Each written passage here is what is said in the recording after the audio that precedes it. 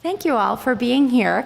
My name is Hilary Link, and I am Associate Provost and Dean for International Programs here at Barnard. I've been at Barnard for 9 years. I was the first-year class dean for the first 4 years, and then I was dean for study abroad.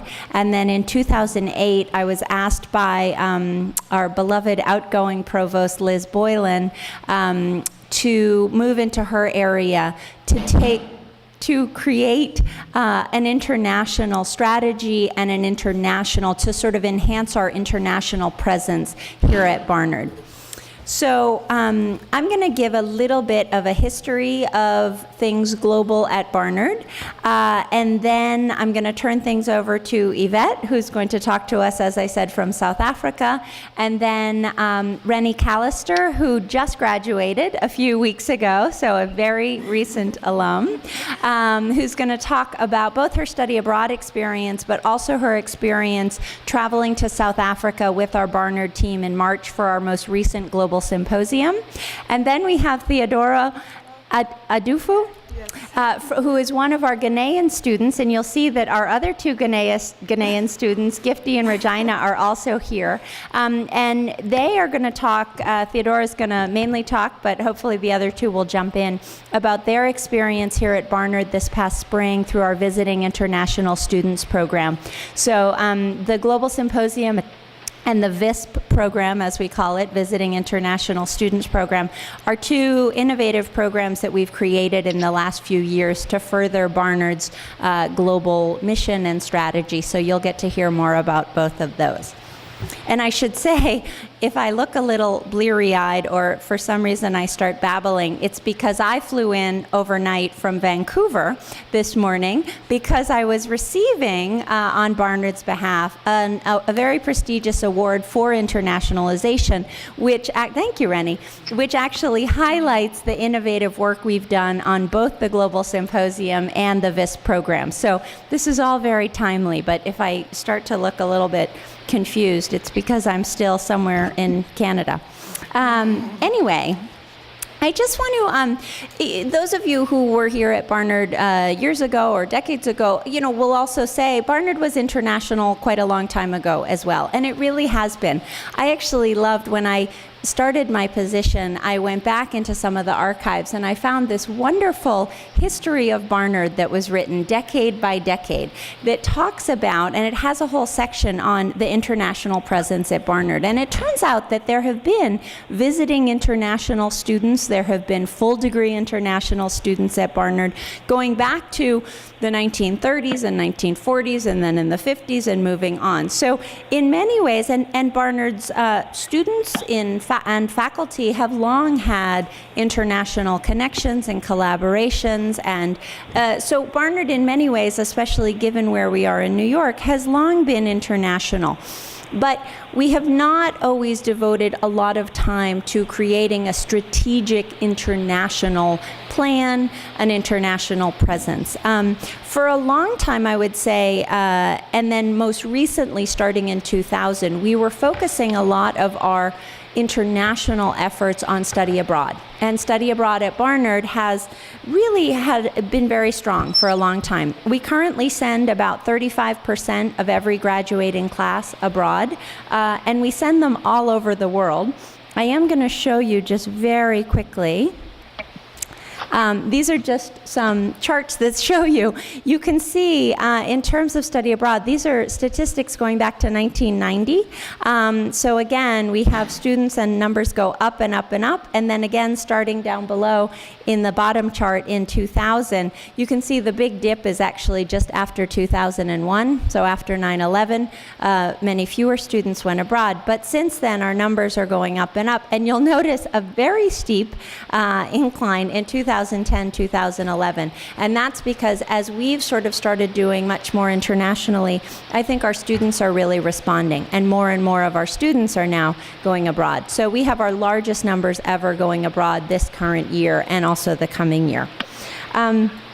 So, again, in the early 2000s, Provost Liz Boylan was part of several American Council on Education, ACE initiatives, where she was part of a group of provosts and presidents that got together several times a year to talk about international strategy. So she started pulling together faculty who were interested in international, and she put together a faculty committee to guide her in terms of international planning.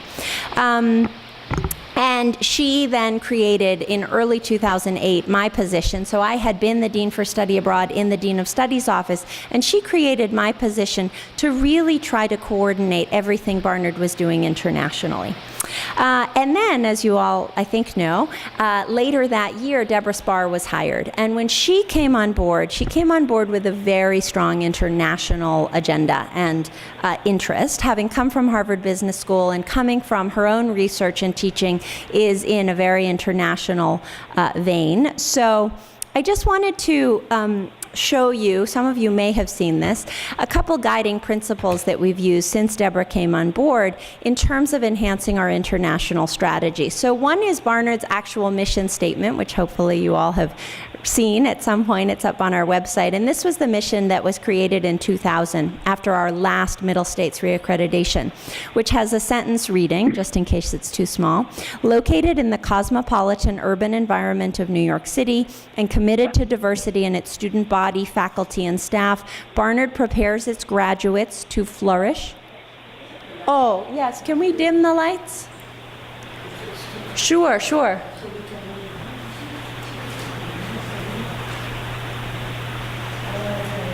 There. Is that better? Yeah, so, and the last part of that first paragraph is sort of what we always look at as our, even 11 years ago, as Barnard looking globally, which was Barnard prepares its graduates to flourish in different cultural surroundings in an increasingly interconnected world. And that has become even more true as time has gone on. And I think what we've just done over the last decade or so is enhance opportunities for Barnard students to be prepared to interact in an increasingly interconnected world. When Deborah Spar gave her inauguration speech, which was in the fall of 2008, she laid out 3 priorities for her tenure at Barnard. One was faculty support and faculty research. One was leadership and the creation of the Athena Center for Leadership Studies. And one was internationalization. And she really framed it in a global context, which I think is very relevant to what you'll hear about today, which is, and she said, I'm going to read this: we know that women play a critical role in economic development. Women build the social capital of their communities, engage in entrepreneurial activity, and provide financial stability for their families. Yet all too often, women in developing nations are constrained by their lack of access to education. Barnard can and should play some role in addressing this gap, bringing what we know about women's education to the women who need it most, and exposing our own students to the complex realities of the global economy. Over the next few years, we will therefore be embarking on an ambitious series of international programs designed to send more of our students and faculty abroad, to bring more international visitors to campus, and to grow the number of international students among us. So, when my position was created, I then was charged with creating a mission for internationalization at Barnard, and that mission is on our website, which is it's barnard.edu/global. You can see our mission there, and I won't bore you with it here. But we set out several principles, one of which was that all of these international efforts should be, to the extent possible, self-supporting, so that we weren't diverting really needed resources from other programs on campus to these. And that they should not just be about what Barnard can get from other places, but again, about how Barnard can help in other places and about what other places can gain from Barnard's presence. So we wanted to do things in a very sort of thoughtful way. We didn't just want to go about signing agreements with places all over the world. We wanted to be very thoughtful and strategic, but we also wanted all of our international efforts to reflect what Barnard is about, which is about educating young women, creating women leaders, and providing access to education to as broad a base of women as possible. So To that end, I just want to briefly talk about some of the changes that have happened since 2008. So my role as sort of senior international officer was created within the provost's office. So that was really meant also to allow great access to the faculty, to work with our faculty. And as you probably know, our faculty is already very international. They have connections all over the world. They have research projects and collaborations all over the world. So I think part of what we need to do, actually, and we will continue doing this even more so, is supporting the faculty in those efforts. And you'll hear a little bit from Yvette in just a couple minutes about some of those faculty efforts.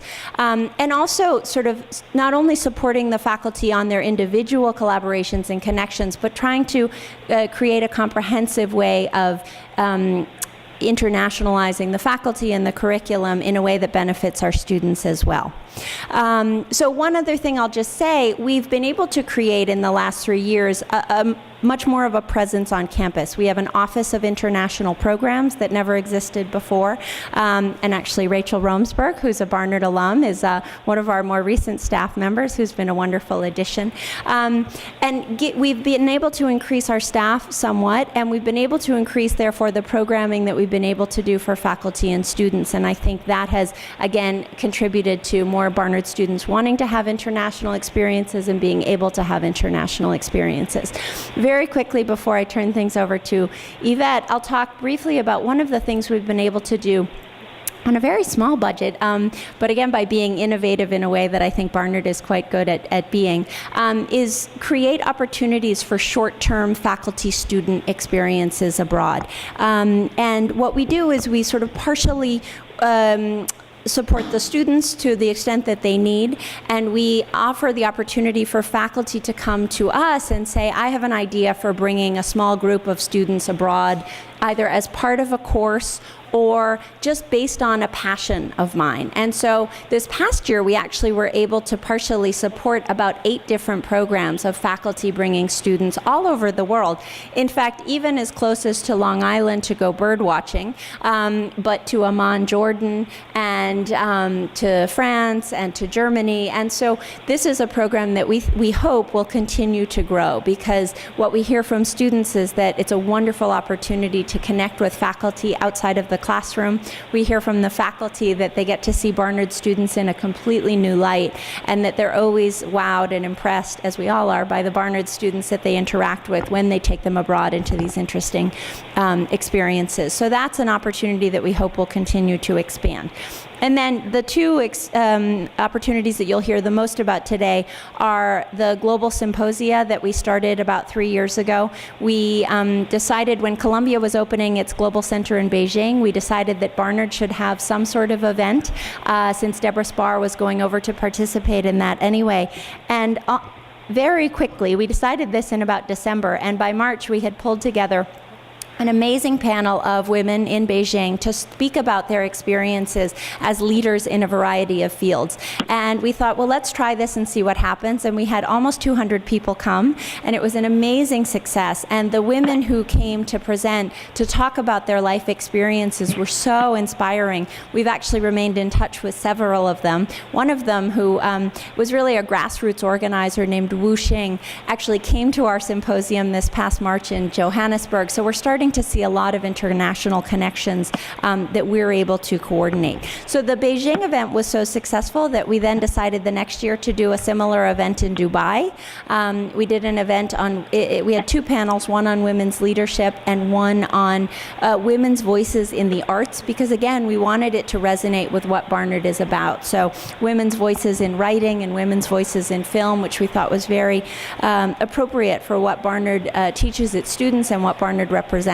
This past year in Johannesburg, and you'll hear a little bit more about this, we again expanded our format, but we were able to do a wonderful event that had 2 different panels of women's leaders, but one of sort of the past generation who had fought through apartheid and sort of carried the mantle through those times, and then a panel of younger women who are taking on the leadership roles now and in the last decade from the women on the earlier panel. And in conjunction with that, we were able to do, and this is what Rennie will talk a lot about, an event with a boarding school in Johannesburg with about 80 high school girls on leadership. And we sent 6 Barnard students students, along with our Barnard team, to work with these students on leadership skills, and Rennie will talk more about that.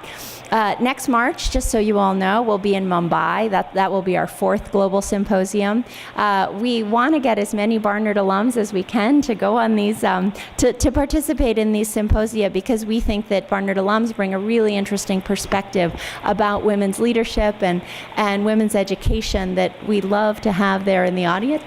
So if any of you are interested, we can give you more information. One of the things we did this past year that we will duplicate again is creating an alumni trip after the event, so that for people who do decide to go, there's an opportunity to keep connecting with Barnard afterwards. So I'm happy to give anyone more information about that. And then the other big program that we've created in the last few years is the Visiting International Student Program that Theodora will speak about. And we now have 11 partners. We're starting to move all over the globe. We have 3 Chinese partners, 2 Korean partners, 2 African partners. We have 3 partners in Europe. And we had 59 students at Barnard this past semester fully enrolled as visiting international students. And it's been a wonderful addition to the Barnard campus community, to our academic community, and you'll hear more about that in a little bit.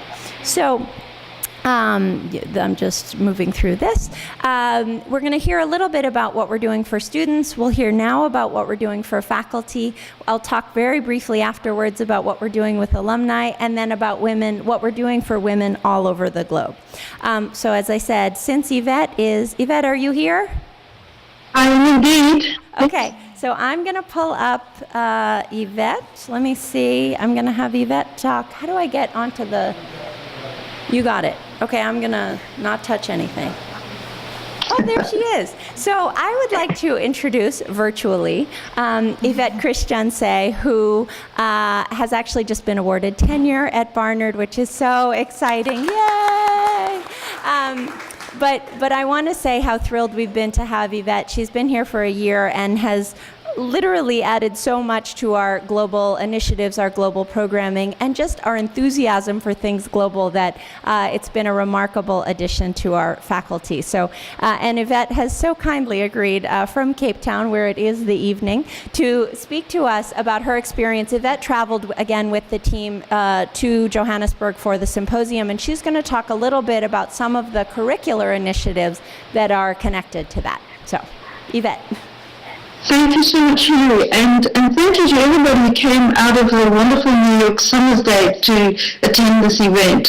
I'm freezing here in Cape Town, but I'm just thrilled to know that some people are interested in what Barnard is doing in terms of its international and transnational programs. I'm going to talk a little bit about what the Global Symposium means to faculty and to our own international work, and also the way that one of Barnard's programs, the Barnard Center for Research on Women, has already begun to build on the kinds of internationalism that Deborah Spa and certainly Hilary Link are really fostering. So what I'm going to just talk a little bit about is something that happened at the Johannesburg Symposium. One of the things that we've been able to do is build upon the connections that we made there, and I'll just tell you a little bit about some of the connections that we made. We met with, for example, different faculty at the University of Witwatersrand in Johannesburg, and primarily the University of Cape Town, and some connections with the University of Stellenbosch, which I'm going to follow up now in my visit to South Africa.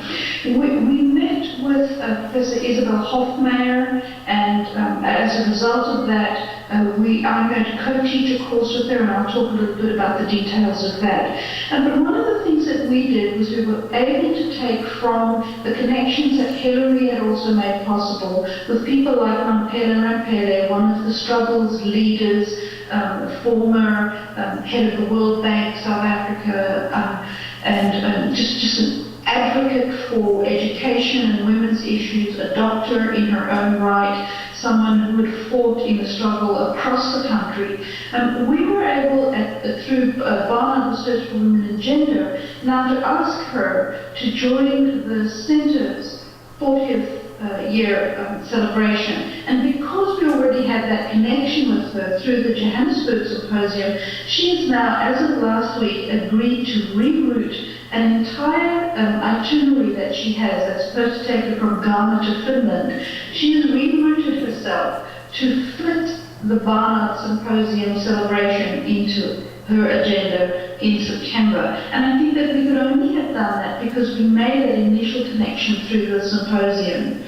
Also through that, we made connections with a Rwandan Senator, Louisa Inyamba, and she was going to join the BCRW 40th celebration but could not. Again, because we've made that direct face-to-face conversational connection with her, she was able to put us in touch with Christine Karamba, a Congolese woman who's been very active in combating through education violence against women and children. So that's just one example of the kind of practical connections we've had, and the kinds of connections that now will create a public conversation that will also, in BCRW's plan, break into a series of seminars and colloquia that will go for at least 3 years. And so that there will be real sustained investigation of the kinds of issues that not only came up in the Johannesburg Symposium, but that will then be followed up and expanded in the Barnard Centre for Research on Women and Gender 40th celebration in September. In addition to that, if I could take you to something now, that one of the things that we understood was that to involve students in the symposium meant that we could also have students come back and report in our different courses. So I had some students who had gone to the Johannesburg Symposium, who were in my Unheard Voices, Women Writing Africa course, and they could come back and report. Not only that, we also had those visiting students in our classrooms. So I had VISP students from Cape Town in my course. So there was this beautiful symbiotic connection between the students who had had a chance to come to South Africa, the students from South Africa, who then met up with students there was a student from Kenya, and then the students from America. One of the most valuable things in that classroom was that each of the students didn't understand the others as being foreign. They each understood themselves as being foreign to others. Now, for a professor, that is an incredible thing, because the students are asked to lean forward outside of themselves and to begin to find new languages and new ways of communicating. I think it was one of the best courses I've ever taught. I had the biggest fun. Heck, I guess I'm going to find out whether the students did too.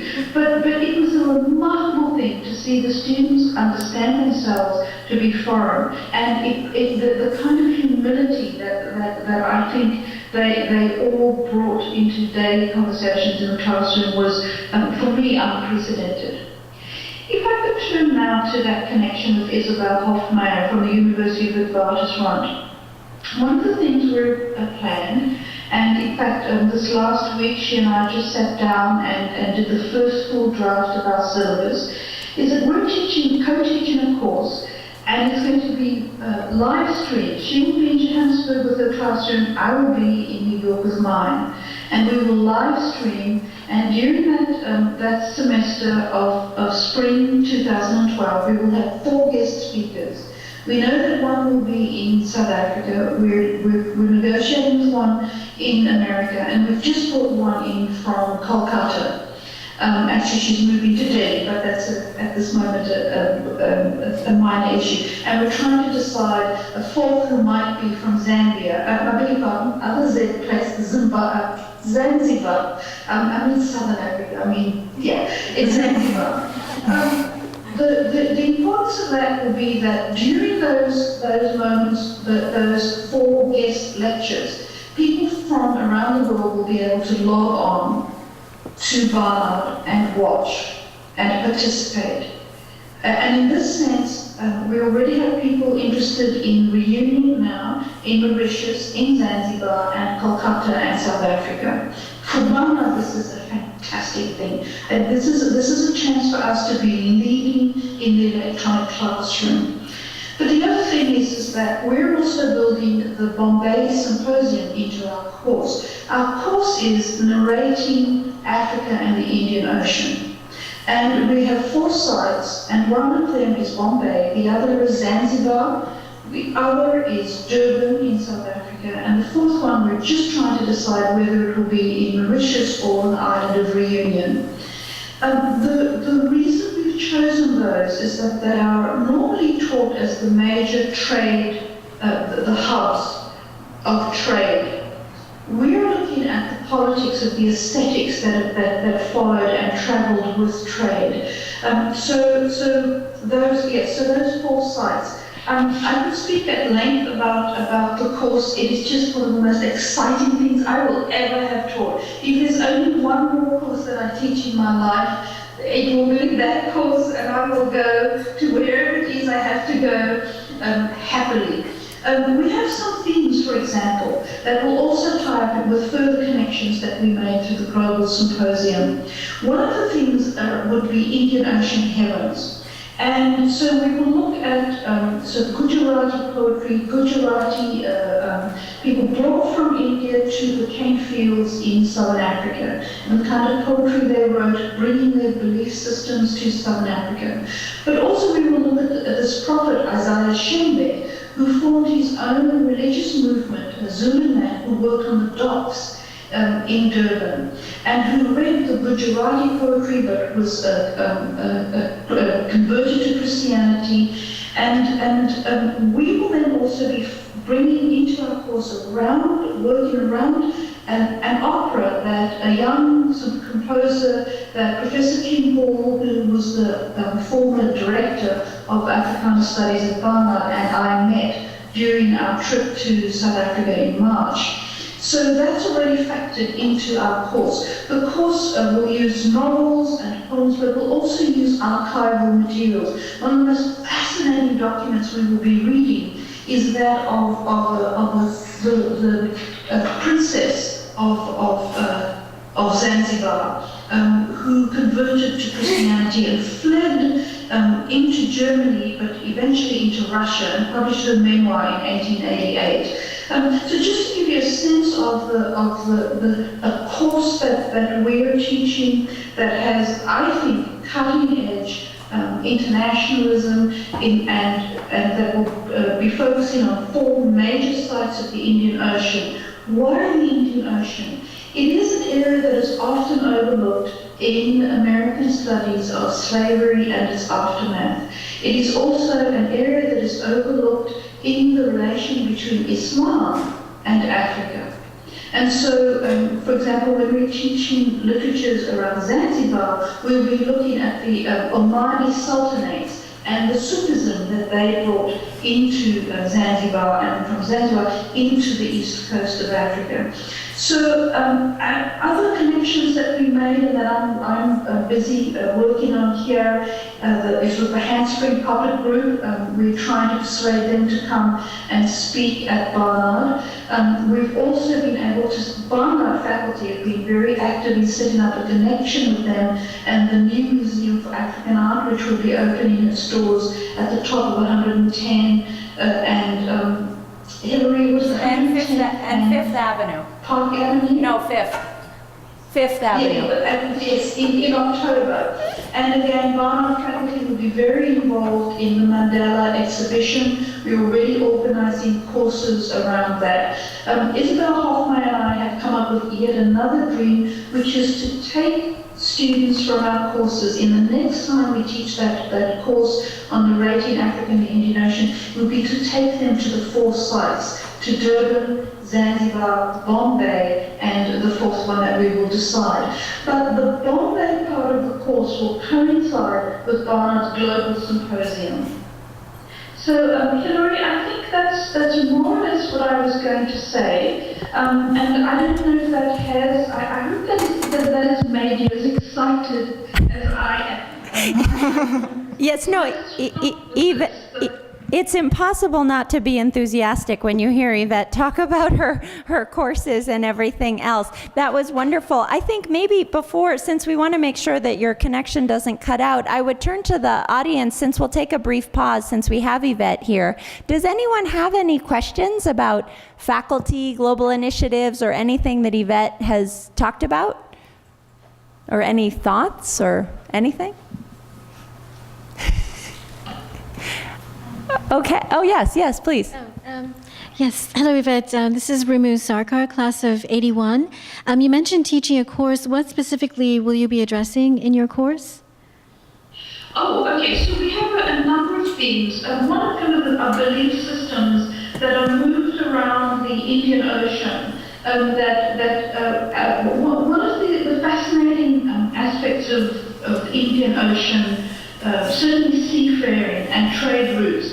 Normally you have what I call the sultans of Indian Ocean studies. There are remarkable people like Abdul Sharif, and now Mahmoud Mamdani is moving into that area as well. But there are a number of leading figures who do Indian Ocean studies. They focus on the trade routes, how the monsoons governed trade.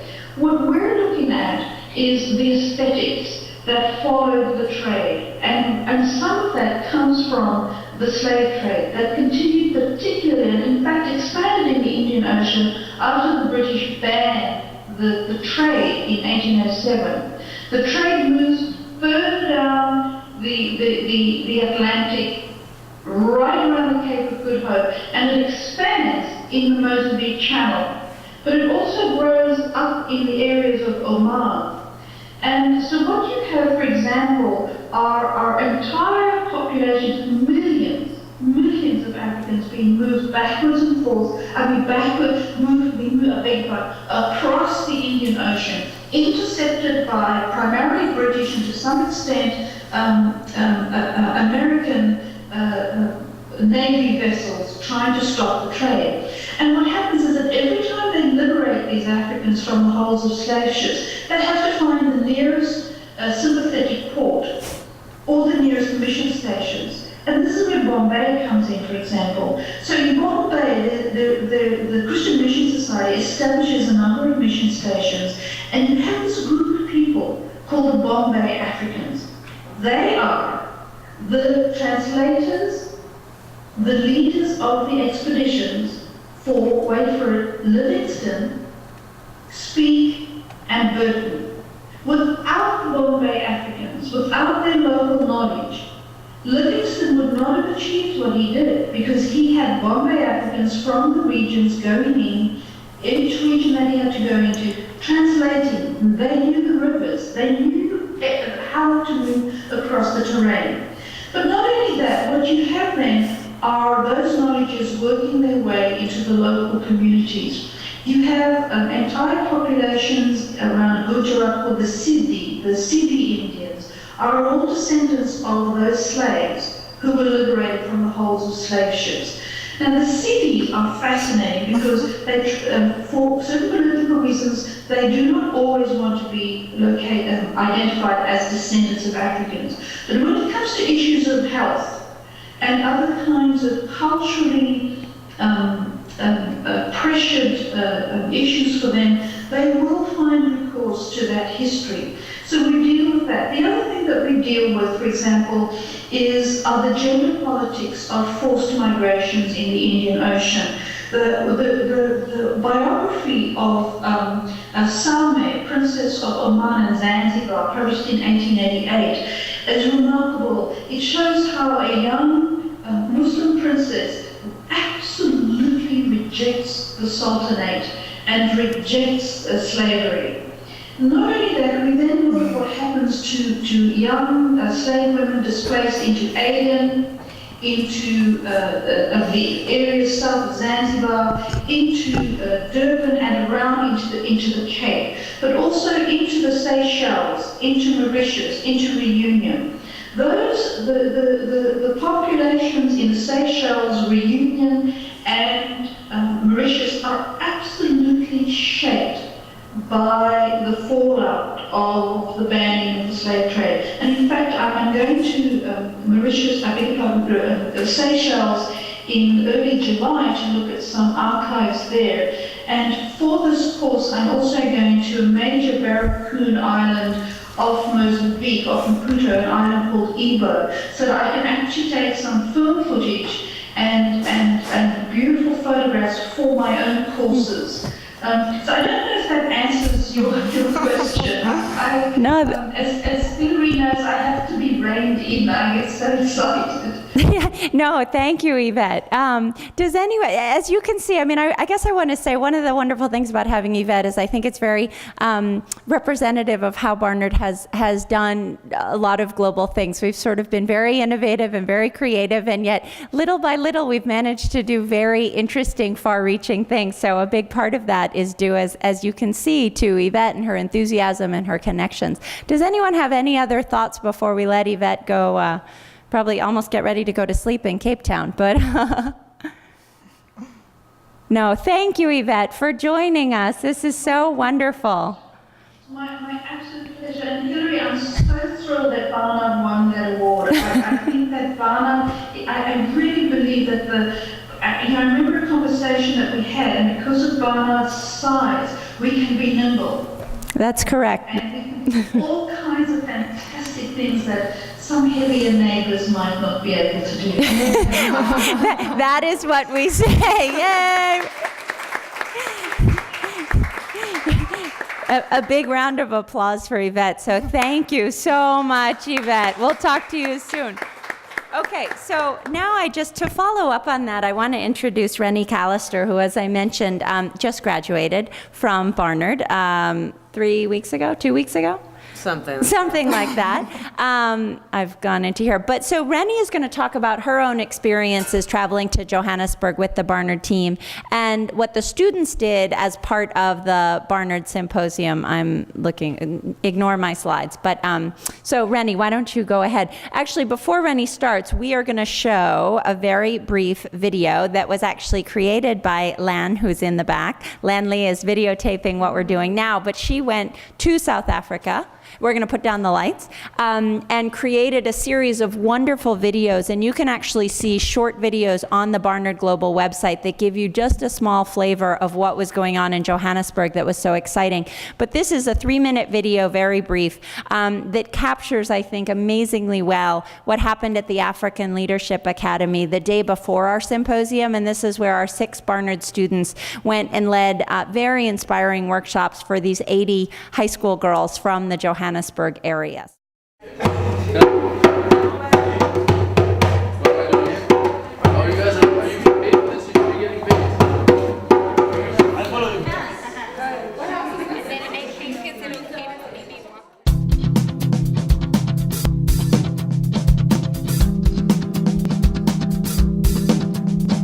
Barnard students will lead students from a range of schools here in Johannesburg, talking about the importance of financial fluency and that young women can take leadership now. I'm really excited to have Barnard with us today. A lot of our young women come from backgrounds where the societies are male-dominated, so it's really good for them to hear about women's colleges and women being empowered across the globe.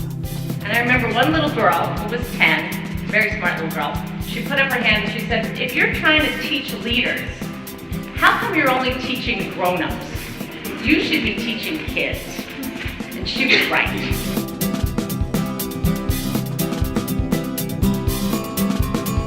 These are all women who I think you'll be able to identify.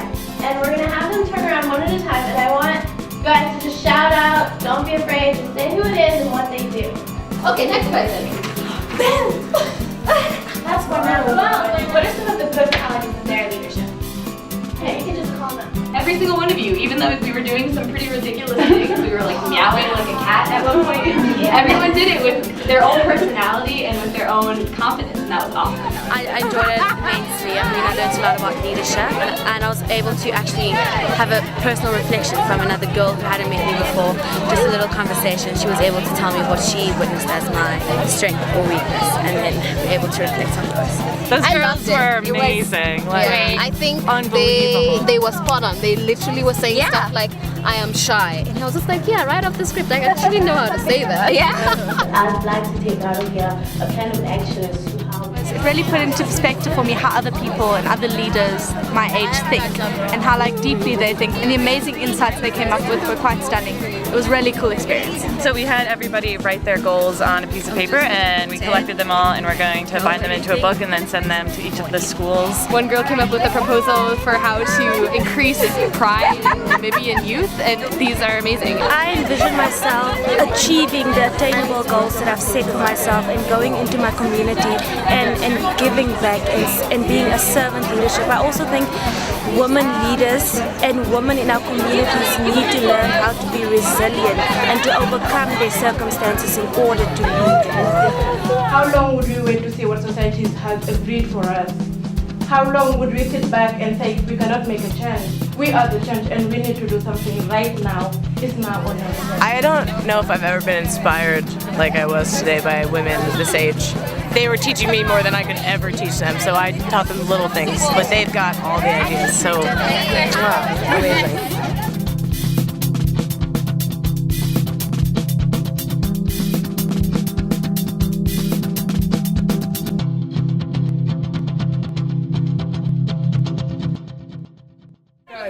Fun pose, 1, 2, 3.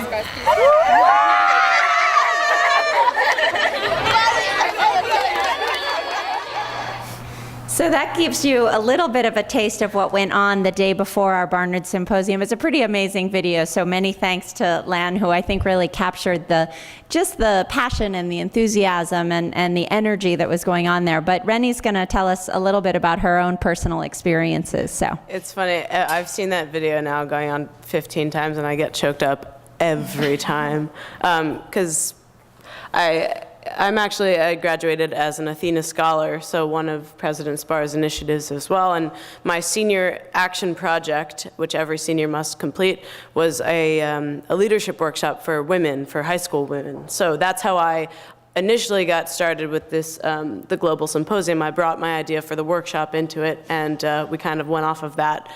But working with the girls from the African Leadership Academy made me realize a few things. One, that this kind of idea of leadership, this big obtuse definition that we use here at Barnard, doesn't necessarily mean anything unless you have somewhere to use it.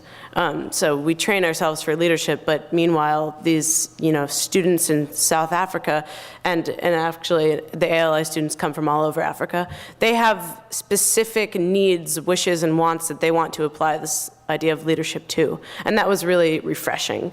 I also learned that American teenagers are in trouble.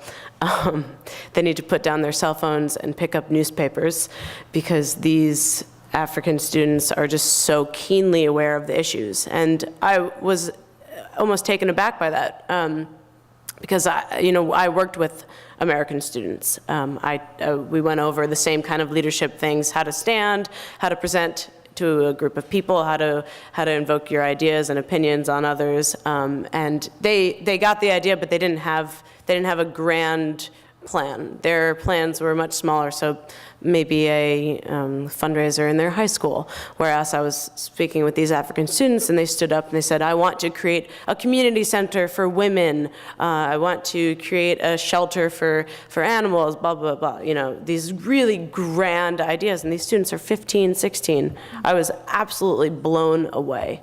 And going into the next day, after being totally and utterly inspired by these women, I was just even more blown away by the panelists at the symposium. Seeing women like Mampela Rampele and Senator Nyumba speak, I was just floored. Their experiences are just so much greater than anything I've ever experienced in my life, and I think that's important for Barnard students and faculty and alum and other Africans and South Africans to see women from their country speak about their own what is it called? my brain is experiences. It was really, really wonderful to see. And something that I came away with is that we created a network of leadership and a network of women globally. And as Barnard women, as Western women, we have this idea of feminism. We have an idea of what women should be and should do. And that's only so much of the spectrum. It's only so much of the scale. We think we know a lot, but then you go into the world and you talk to more women, and there's so much more. There's so much more of an idea of what a woman should be, what a woman should do. Motherhood, families, careers, it's different in every country. And the more you can learn about that, the wider your experience will be. And going off of that, I had the opportunity to study abroad. And I have to say that was probably the best decision I've made at Barnard. I went to Italy, and it's true what they say about Italian men, but I didn't know anything about Italian women, and I got to learn a lot. It's a totally different culture. American culture, totally different. Italian, absolutely different. South African, totally different. So through my experience at Barnard, I just got to learn about this huge range, and I feel incredibly blessed to have worked with these people. And one more thing about my Italian experience, it's almost like Barnard gave me the right to have an independent study and an independent anthropological experience, and I used it. It wasn't so much about the academics. I did learn in Italian. I'm now fluent in Italian. Thank you, Barnard. Before that was terrible. But it was really just learning about a culture and learning about actually a different form of education. Italian students learn in a completely different way. We, as American students, have this idea of being analytical, so we can read a book and underline and get different bullet points. But Italian students, when they're studying for their final exams, memorize entire books. So it's just totally different. You get a totally different sense of the world around you, and I recommend everyone go abroad. So that's actually, thank you, Rennie. It's a wonderful transition, actually, to having Theodora speak. And I just will say very briefly, I think our goal for Barnard students is to give each of them, that any student who wants it, the opportunity to have some sort of global experience, whether it's to study abroad for a semester, for a year, for a summer, whether it's to be able to go with us to one of the global symposia, whether it's to go on one of these short-term faculty trips.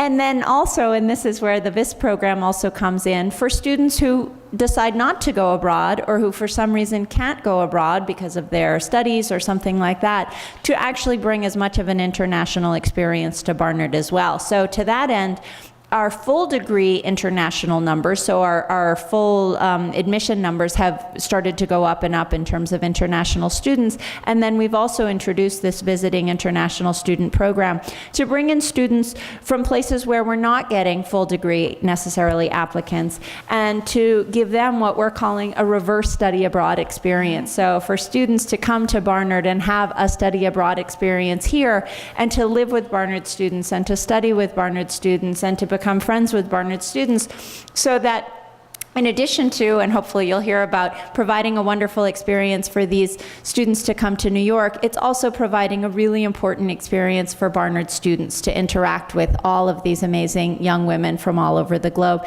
and for our faculty as well. I can't tell you how many unsolicited emails and phone calls and personal conversations I've had with Barnard faculty this semester who have said, it's been so amazing having these visiting international students in my class, because the perspective that they bring is so different and inspiring and unusual. And so what they've done for us has been, I think, even more amazing than what we've been able to provide for these students. But we'd like to hear from Theodora a little bit. Theodora comes from the University of Ghana, as do our two other students here, Regina and Gifty, who are here. And she'll tell you a little bit about her semester at Barnard.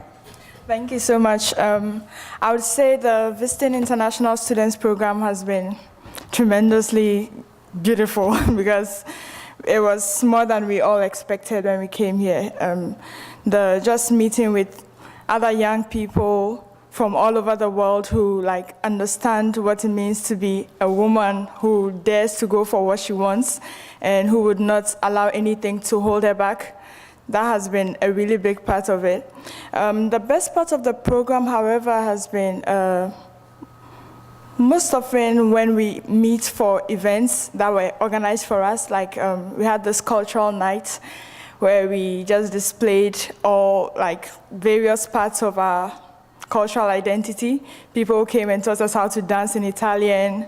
Other people taught us how to decorate things for how they decorate things. And there was this play which was really hilarious. We also had a VISP food night, and I think our food was the best. But it was really a rich experience where you get to talk with other young people, share with their dreams, their aspirations, and even the things they are nervous about. You get to also share your experiences about how you think you can make things better in this world. And I think that was very good. We had a bit of a challenge when we came in. Like, it wasn't so easy just integrating into the Barnard community because, I mean, you're coming from a country where there's a different weather, different food, different people, different culture, more slow paced, and then you're coming into a country where everything is totally different. I mean, the very first day we came in, we are from a place where it's like 90 to 93 degrees. And then we came here and it was 23 degrees and we were like, what is this? And we had our luggage. Our luggage was, there was a problem with our luggage, so we didn't come in with our luggage. And it was quite a big thing, but we were so impressed by the help the Barnard community actually gave us. They provided us with towels, pillows, comforters, and that was really nice. We should mention that they arrived the day of a huge snowstorm. Yeah. So they came from Ghana and arrived in January during one of our massive snowstorms. And they went through a lot in the first, I would say, 48 hours that they got here. They had an epic journey to get here, and then it snowed. So, but you made it better for us.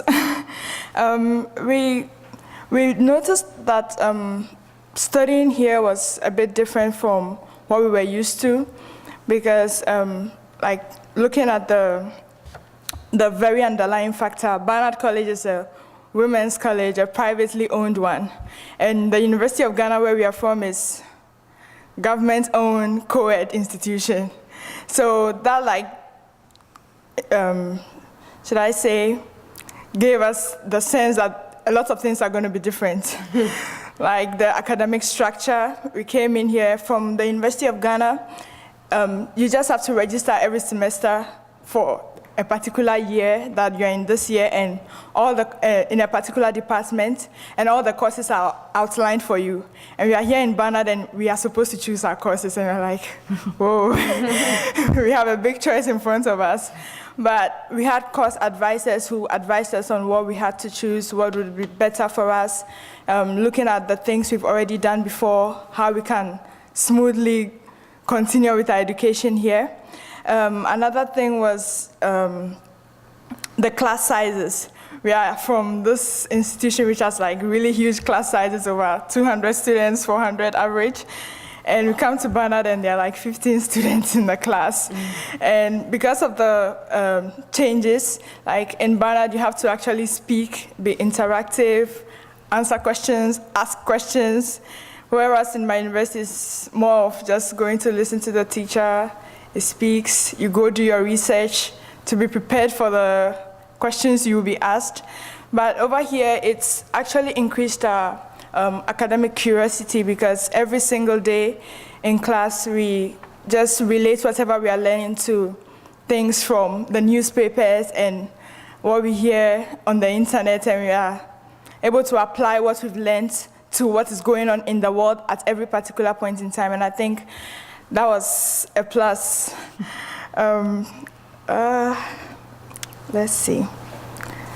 I would also like to say that the experience on a whole has, I don't know, I'm sure they will also say what it has done to them, but for me, it has really affected me for my approach to my academics from now on, and even in life. It has made me more confident to be able to just stand out there and express my ideas and tell other people what I really think about a situation.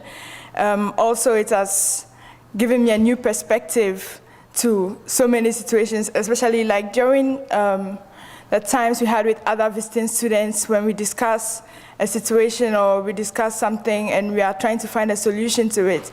Just listening to all the other ideas which you wouldn't have thought of was, I would say, an eye-opener for me to just make me aspire for greater things and to open me up to newer ideas and to make me look out for more opportunities. Also, I think it has really equipped me to help other young women, because when I was coming here, one of my goals was to learn as much as I could and help my other friends, because I have quite a number of female friends who are thinking they won't be able to make it, they don't have much opportunities. We're coming from a society where the men are the ones supposed to be responsible for so many things, and we women usually lay back.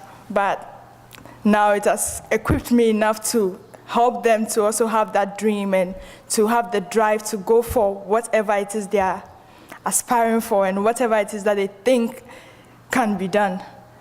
So maybe my friends will add. Yeah, is there anything that either one of you would want to add about how you think this experience has changed you, maybe? Go ahead, stand up. Okay, also this incident. Actually, when I heard about the program that you're coming to all female students, I was like, wow, I've never been to work. I was like, how is the challenge going to be like? Because you are in a co-ed education and like it's kind of competitive with the guys competing with you in class. So I thought it would be a little bit easy. But I think here the girls are so hardworking, they are always learning and they are always up. And I really much enjoyed it, and I think it really helped me in life and to help me become my other female colleagues. Thank you. Oh, did you want to say anything?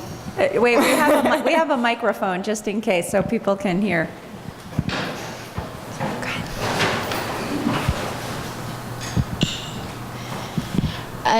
What I wanted to say is that coming over here, meeting new people has also helped me enough to teach other people back at home all the new stuff we learned over here.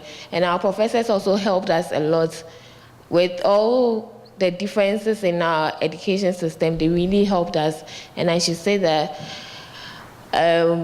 I'm very, very thankful for the program and everything it has done for us. So I don't know if anyone has questions for either one of the students about their experiences that they've talked about. I mean, there's so much more that I think they could say that we all could say. We're all very enthusiastic about all that's going on, but we'd love to hear any thoughts that people have. Yes?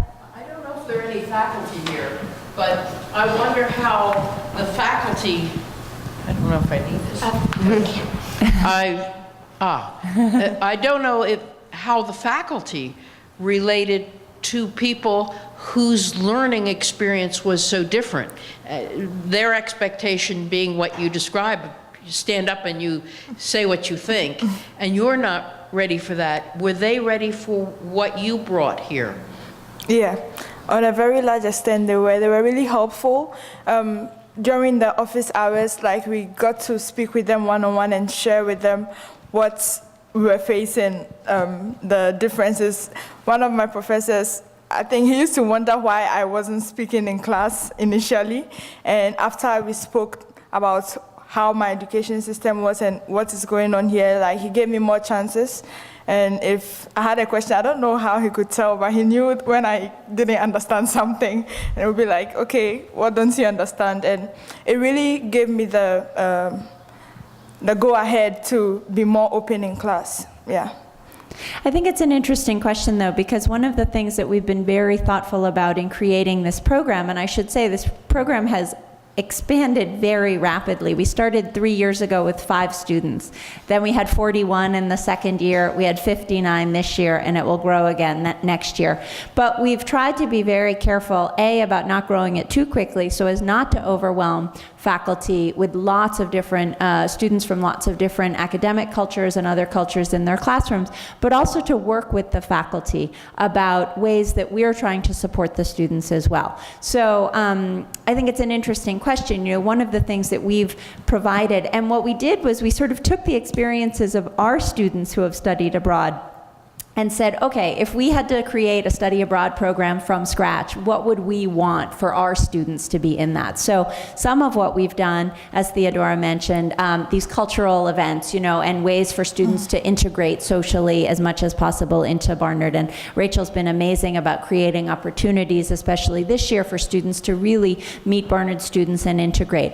On an academic level, what we realized after the first year was that there really were some support services academically that we needed to provide for this group of students, because they're coming in only for one semester. So they don't have time to get adjusted and then have more semesters to be at the same level. So we've created some mandatory writing sessions for them throughout the semester, which plays on Barnard's. As you all know, Barnard has an amazingly strong writing center. The associate director has a specialty in ESL, so English as a second language, so she's worked with the VISP students. We have worked with our faculty to try to prepare them for the types of experiences that students are coming from. They all have faculty advisors. But again, as you all know, they're enrolling in classes at Barnard, but also at Columbia. So we've, they have an academic dean in the Dean of Studies office who's available to work with them. And every year we sort of realize more and more what are some of the academic issues that we need to be prepared to help them with. I don't know, Rachel, if you have any other thoughts. Just the student ambassador program too. This is again back to the social integration, and also giving international opportunities to students. Thank you. Sorry. In addition to all of these writing sessions, speaking sessions, for the VISP students, we created an ambassador program which matches current Barnard students with the international students. And the idea is that that's another opportunity to give Barnard students who are currently here international experiences, allows them to not only show the students around campus and around New York City, but also to learn from them about their home cultures. So that's another way that they hopefully integrate into the campus community socially. And just very quickly, the speaking fellow session was another thing I forgot to mention, and that plays into this as well. Since Barnard has created a speaking fellows program that is modeled on the writing fellows program, we've also provided speaking sessions for the students, because we recognize that one of the big challenges is being expected to stand up and talk and participate, because most of our students are coming from academic cultures where that's not part of the educational system. So I think that's been very helpful. And then what we also really encouraged students to do this year for the first time was take some of the leadership labs that are being provided through the Athena Center, because they offer leadership labs on a variety of skills, leadership skills for all Barnard students, and we really encouraged the VISP students to take advantage of those as well. So hopefully that helps prepare them and meet the faculty halfway. I should say that we survey all the faculty who have VISP students in their classes as well, so we get feedback every year of what were the challenges, how can we better support the faculty and the students in the program. Yes? Oh, can we get that? Sorry. Oh. Thank you. Theodora, how did you learn about this program? I was informed by the head of my department. She told us that there was a visiting students exchange program coming on. She told the class, and that they were looking for students who would be able to go and represent Ghana, and the University of Ghana, and be able to bring back something to help the other students in the class, in the university. So my head of department informed us about it. Thank you. And a follow-up. Your major in the University of Ghana is what? I'm doing a double major in computer science and economics. Yeah. Thank you. And I should mention, one of the amazing things as the VISP program has grown, we've been able to get some external funding that has allowed us, for example, to bring in students from Ghana and students from the University of Cape Town who otherwise would not be able to participate in the program. And it's been a really wonderful opportunity. We have funding for the next 5 years to bring 3 students from Ghana and 3 students from the University of Cape Town. And so we're so enthusiastic about having that opportunity, because it brings us amazing students that we wouldn't otherwise have as part of our community. So, yes. Many universities have problems attracting students from certain countries because of security. Has Barnard felt any problems with that? You know, not getting certain students that are otherwise qualified, but they just don't want to go through some of the difficulties of getting visas, etc. You know, I should say for this program, we've actually not had any issues. They come in on J1, which are visiting student visas, and Rachel's been amazing about helping navigate through all of that. So in that sense, we haven't had any issues. As our full degree international numbers have grown, you know, so those are students coming in on F1 visas. That's a much more complicated process.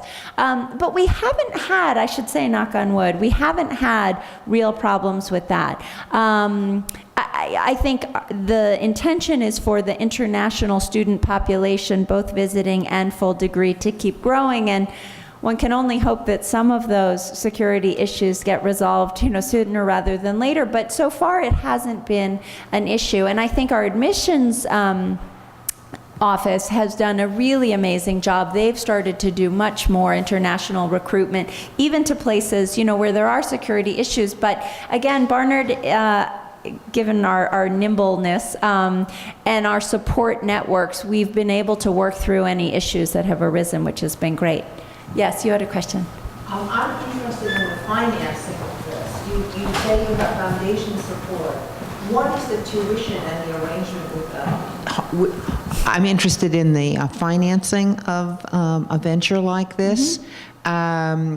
You have foundation support, but what is the arrangement with the host, the sending institution? Do they, are the students expected to pay comparable tuition, or what are the costs of running a program like this and the revenue? Well, this is a really interesting question, because I think it speaks again to Barnard's creative approach to internationalizing, like with many things.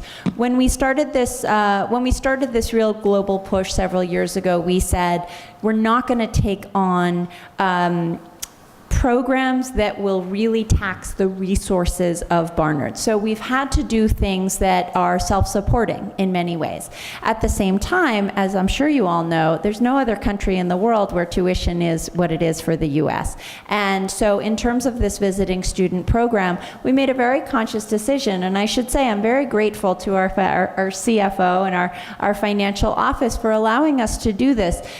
To set up, what we basically did was set up an equation that would work all over the world, because the reality is that institutions all over the world charge a whole range of tuitions, most of which actually is zero, if you think about it. All the European institutions, several of the Chinese institutions that we work with, tuition for students is zero. So we recognized that it was important enough for Barnard to have this international presence for this visiting student program that we were basically able to waive a good portion of the tuition. Students do come and pay full room and board, and we're able to do that in the spring because that's when the majority of Barnard students go abroad, and therefore we have bed space, which we don't actually have in the fall. So students come and they pay room and board, but we have an equation that's basically a percentage of what they would pay at their home institution.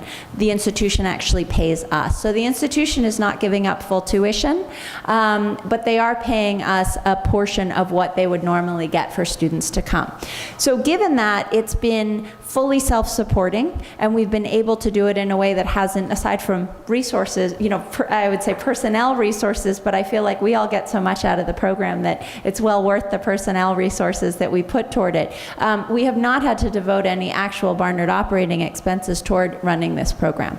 In terms of the Global Symposium, I'll just say, we've also been very careful not to spend college resources on these events. So we've gone to corporate sponsors, and we've been able to get corporate sponsorship for these events. And every year we've actually been able to get additional corporate sponsorship. And as we're looking for sponsorship for the Mumbai event, one of the things that we're really trying to build into that is additional seed money that, and this speaks to what Yvette was talking about, that the faculty will be able to apply for to do programming on campus that carries on the work that happens at the symposium. So you know, it's been an interesting, we've done this very strategically in a sense that in order to get the program up and running and in order to attract students to Barnard that would never normally be able to come, we've gotten some external funding, and then we've been able to work out a fee structure that works for Barnard, but that also makes it open to institutions.